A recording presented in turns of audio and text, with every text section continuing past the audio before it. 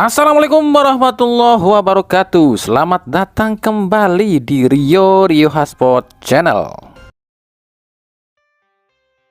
Oke, pertama saya mau menyoroti apa yang ditulis oleh Arya Sinulinga di Instagramnya yang bilang jadi curiga, jangan-jangan ribut karena kesel kalah taruhan. Katanya dulu hobi ikut taruhan bola. Nah, ini banyak yang beranggapan apa yang ditulis oleh Arya Sinulinga ini ditujukan buat Peter Gonta yang mengkritik timnas Indonesia yang dibilangnya terlalu banyak pemain naturalisasi. Lalu yang terbaru juga Iqbal Aji Daryono. Buat kami, apa yang ditulis Arya Sinulinga ini masuk akal sih kalau alasannya emang kalah judi bola. Oke, kita jelasin ya. Ini baru sebagai apa? Contoh aja deh. Ini misalnya lo ya, misalnya yang dimaksud Arya Sinulinga itu Peter Gonta dan Iqbal nih. Ini dua orang ini kan misalnya taruhan bola nih, gede lagi taruhannya, tapi mereka lupa mereka ini nggak ngikutin perkembangan timnas. Naruhlah mereka ini Indonesia kalah karena pikirnya ini, taunya timnas Indonesia ini nggak mungkin bisa menang lawan Indonesia. Ujung-ujungnya apa? Malah imbang. Ya amsyong lah mereka, hilanglah duit mereka. Ini masuk akal loh kenapa mereka ini tiba-tiba koar-koar karena mereka habis kehilangan duit yang gede karena taruhan judi. Ya itu mungkin aja loh ya.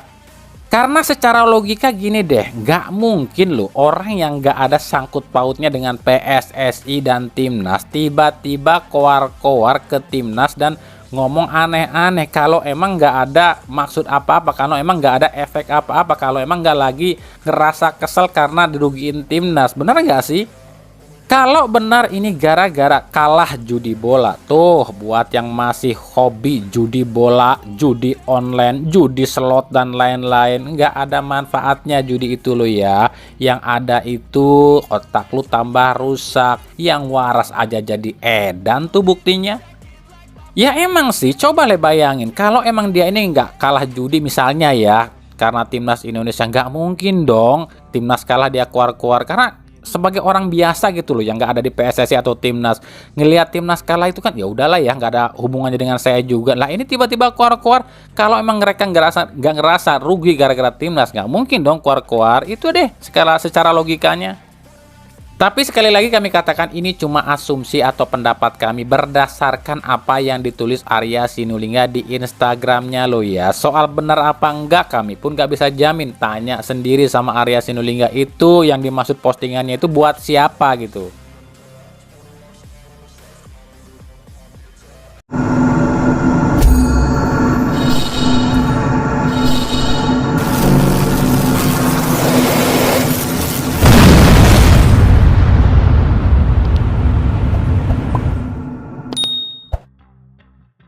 Yang kedua, yang kita akan komentari yang lagi viral nih di PON Aceh Sumut. Pertandingan antara Aceh versus Sulawesi Tenggara ya di cabang sepak bola. Yang pertama soal pemukulan terhadap wasit oleh pemain Sulteng Muhammad Rizky ya. Ini ya nggak dibenarkan juga sebab ya ini tindakan bodoh lah. Ya kartu merah lah kalau pukul wasit kayak gitu dan ini tindakan yang tak pantas buat ditiru dan mencerminkan mental buruk talenta lokal. Ya kalau emang wasitnya itu berat sebelah ya mendingan WO dan biarkan Komdis dan PSSI yang kerja bukan malah mukul wasit. Kalau kayak gini kan ruginya double plus double nih udahnya tim Sulteng ini. WO rugi kan dianggap kalah terus juga dicoret juga. Kartu merah juga, hukuman Komdis juga, bahkan pidana pun kemungkinan akan mengancam. Kan triple banget killnya ini ada Rizky. Yang kedua ini wasit emang parah sih. Mungkin salah satu wasit terparah kinerjanya di Indonesia. Mentang-mentang Aceh tuan rumah ini curangnya kelihatan banget. Ya emang sih ini cuma ajang PON ya, tapi masa ya kayak gitu banget. Masa yang kayak gini dijadiin wasit? Dibayar berapa sih sama panitia ini wasit? Udahlah, sekarang kalian para wasit udah nggak usah pada ngeles deh. Tuh buktinya wasit lokal kita masih kena suap kan. Nih lihat nih beberapa kontroversi wasit Eko Agus asal Sumatera Selatan ini di laga ini ya. Yang ketiga, panitia pun sama bobroknya. Udah tahu yang main wakil Sumatera dan wakil Sulawesi Tenggara. Lah kenapa nunjuk wasit asal Sumatera Utara? Kan kelihatan banget ini disengaja buat disetting. Jadi intinya yang harus dihukum di sini adalah yang pertama, panitia PON, yang kedua, wasit Eko Agus, yang ketiga, pemain Sulteng. Halo Pak Erick Thohir, sebagai Ketua Komite Wasit nih dan Ketua Umum PSSI. Berat ya Pak tugas Bapak, anak buah Bapak kemana aja Pak? Kerja apa Pak selama ini Pak? Tuh buktinya masih pada hancur Pak. Inilah realitas sepak bola kita yang katanya talenta lokal 11-12 dengan talenta diaspora. Buktinya masih kayak gitu. Katanya mendingan pakai lokal daripada diaspora. Inikah pemain lokal yang kalian banggakan? Lalu juga inikah wasit lokal yang katanya mendingan pakai wasit lokal daripada wasit asing? Apa seperti ini wasit lokal yang kalian banggakan? Inilah mantesan sepak bola kita itu nggak maju-maju. Wong orangnya juga pikirannya mundur-mundur terus kok.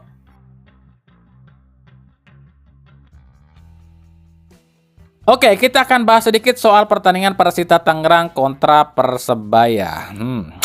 Terlepas dari satu gol yang dilesakan oleh Bruno Moreira di menit ke-11, kami mencatat ada beberapa hal yang perlu kami soroti di sini.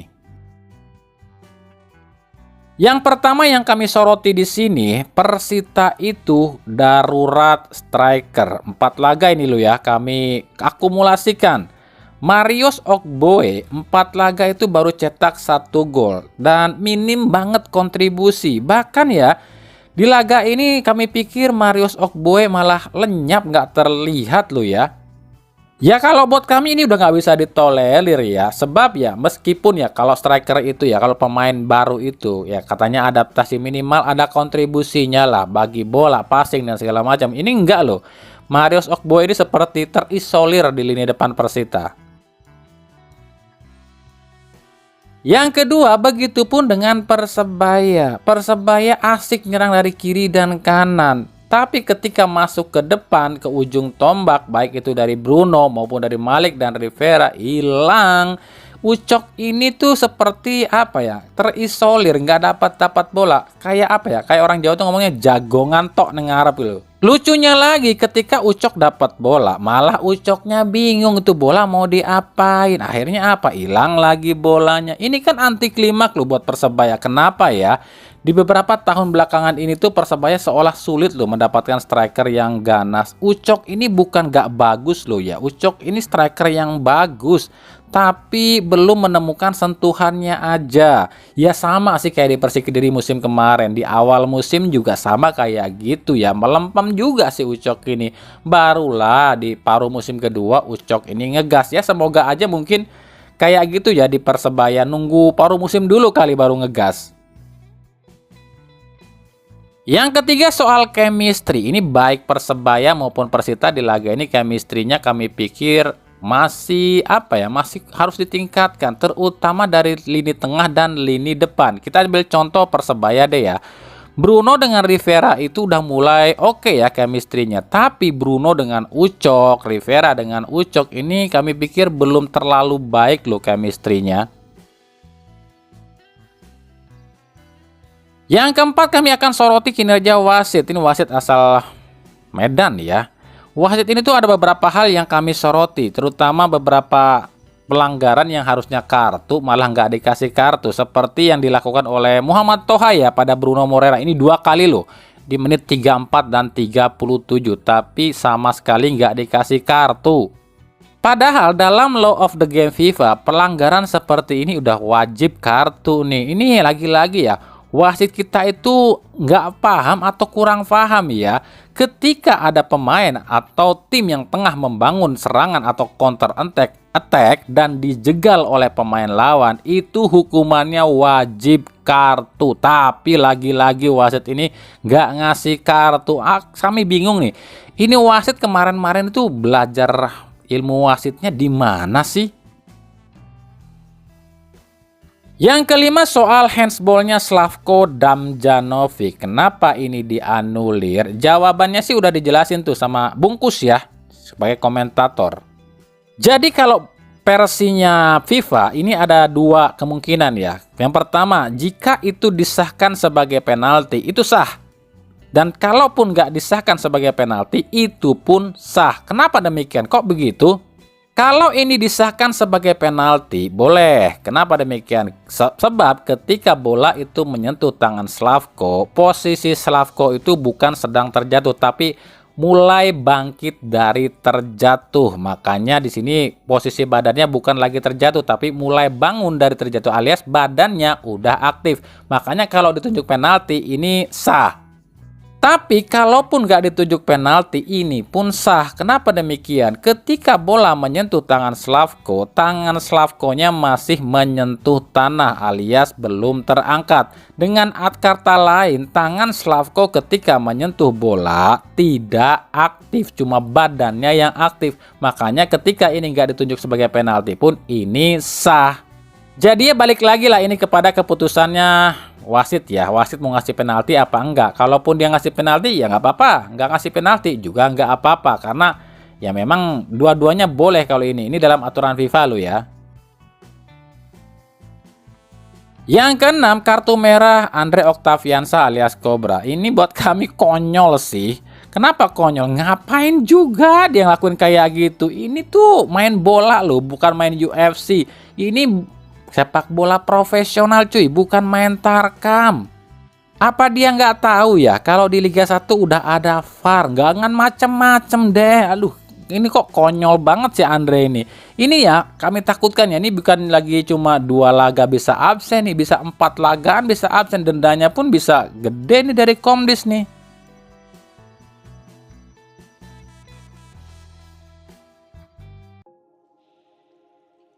Dari Persib Bandung, ini Hodak aja belum ngambil keputusan apapun loh soal milestone 5. Tapi para boboto udah nggak sabaran nih lihat milestone 5 ini, katanya harus dicopot. Digantinya sama siapa? Alexandro katanya dari PSBS Biak. Lah kok baru pada nyadar dan ribut sekarang sih? Kemarin-kemarin saat kami ngasih masukan soal Alexandro, ini kalian pada kemana? Kalian pada nggak percaya? Kenapa baru sekarang percaya? Apakah kalian nggak nonton Liga 2 gitu?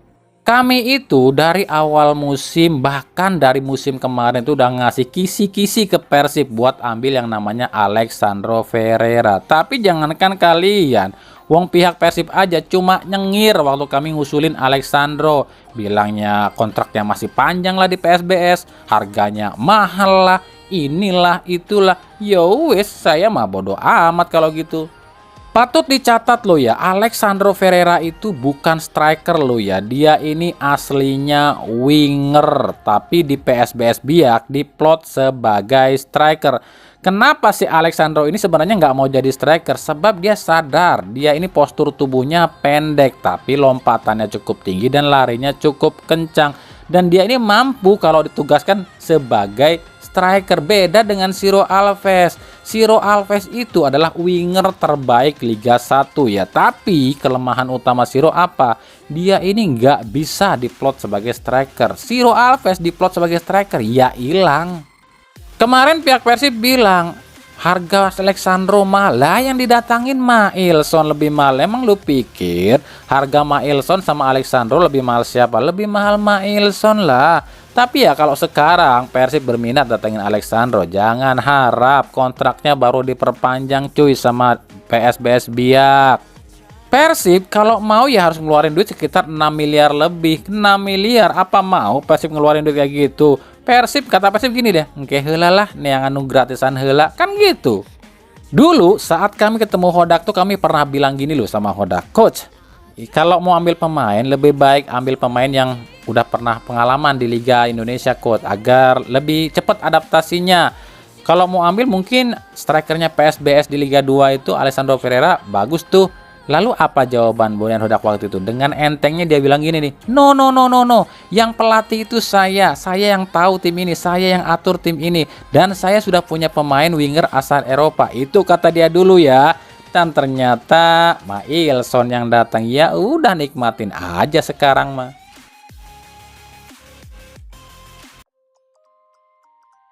Dari Persija Jakarta, Persija akan ke Bandung minggu ini. Lalu Kan bukannya lawan Persib itu pekan ke-6 ya? Kok udah berangkat ke Bandung duluan aja nih?